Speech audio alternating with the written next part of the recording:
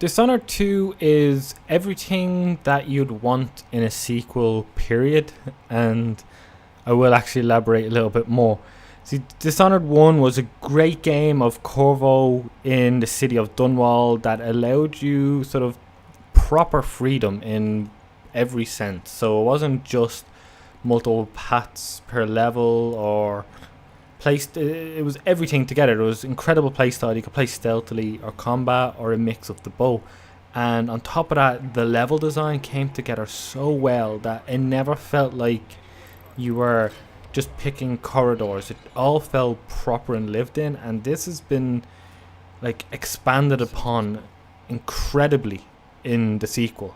So in the first game you played as Corvo, in this you have a choice between Corvo and his daughter Emily, as the gameplay takes place 15 years after the original, and everything about it is just incredible. It warrants at least two playthroughs, and that's not because there's a stealth, you can go stealthily and not kill anyone, or go in and kill everyone you want. Both characters, both Corvo and Emily, play in really differently. Like Corvo's the more actually action, get at them, where Emily sort of, there's a little bit more, I don't know if intricacies is probably the best way to put it, but it feels different. It feels sometimes like it's a different game, but the world itself is incredible. There's a lot of things to pick up and read.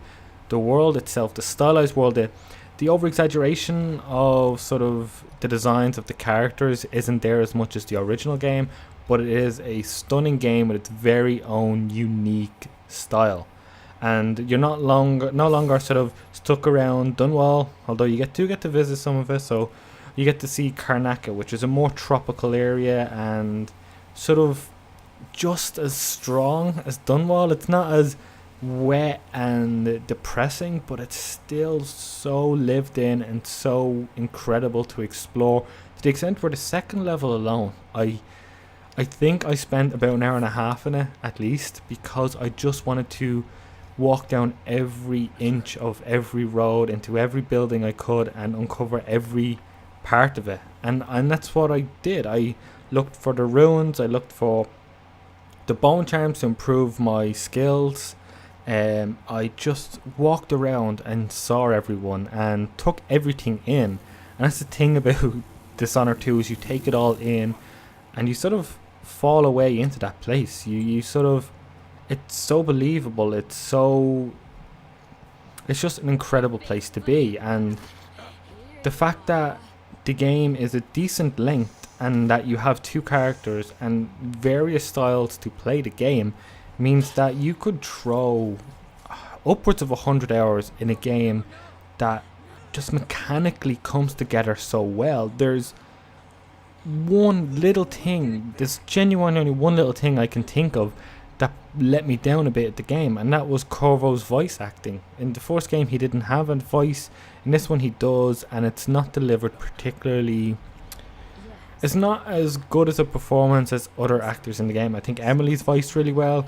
There's just something about the way the delivery of Corvo just sort of detracts very slightly from the game. But other than that, I can't get enough of it. When I'm not playing it, I'm still thinking about it. I'm thinking of the world and the stories and everything that's going on, and just how each level doesn't feel like levels, which is the craziest thing. They feel like, I guess, hubs, but real world designed hubs. They all feel believable, but yet again they all offer a huge variety to approaches. Like, sort of, you can go high, you can go low, you can go stealthily, you can just go straight through the middle, and they're all viable options. You can kill everyone, or you can not kill a single person. And there are some small sort of changes to the late game depending on your style and approach, but that doesn't really matter. And overall, this is just the best. See, I can't call it even a stealth game because you do have action. I can't call it an action game because it's stealth, but it incorporates both of them, and both of them are viable. The both of them feel fully thought out and designed and immersive. You just feel always in the world regardless of what you're doing. You never feel like you're breaking anything. The game never really does much to break that immersion in the game, and everything just works incredibly well. There's just nothing I can fault about it, because I could go on for hours about every level and this that I liked and that I liked, and I'm not doing it here simply because if I mention one thing, I'm going to have to move on to the next, and that could take hours.